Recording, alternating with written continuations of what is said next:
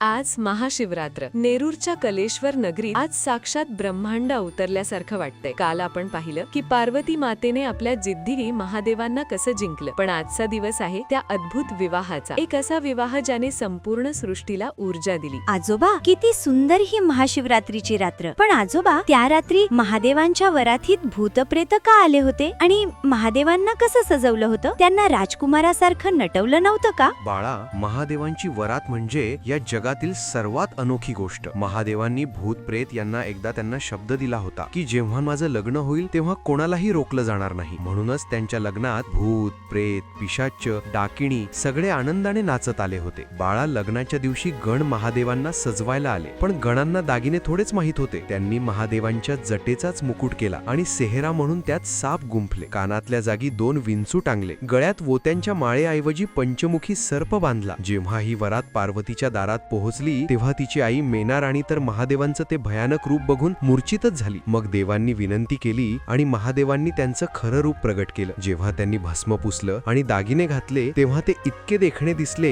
की त्यांना चंद्रशेखर हे नाव मिळालं. साक्षात विष्णू देवांनी पार्वतीचं कन्यादान केलं आणि विश्वातलं पहिलं लग्न संपन्न झालं. वाह, म्हणजे महादेव प्रत्येकाचा मान राखतात. आधी भूतांचा आणि गणांचा आणि नंतर राणी मेणेचा सुद्धा. आजोबा, हे लग्न फक्त 2 व्यक्तींचं नव्हतं, तर संपूर्ण जगाला ऊर्जा देणारं होतं, नाही का? हो बाळा, या लग्नामुळे सृष्टीला ऊर्जा मिळाली आणि निसर्गाचं चक्र सुरू झालं. आता तू सुद्धा कालेश्वराच्या चरणी नतमस्तक हो. उद्या आपण पाहणार आहोत की लग्नानंतर महादेव आणि पार्वती माता या जगाचे माता पिता म्हणून कैलासावर कसे राहिले. शिव आणि शक्ती आता एक झाले होते. वैराग्याचा शेवट झाला आणि सृष्टी चैतन्याने नाहून निघाली. उद्या पाहूया भाग 6. पाहत रहा आजोबांच्या गोष्टी सीझन 12. ओम नमः शिवाय. हर हर महादेव.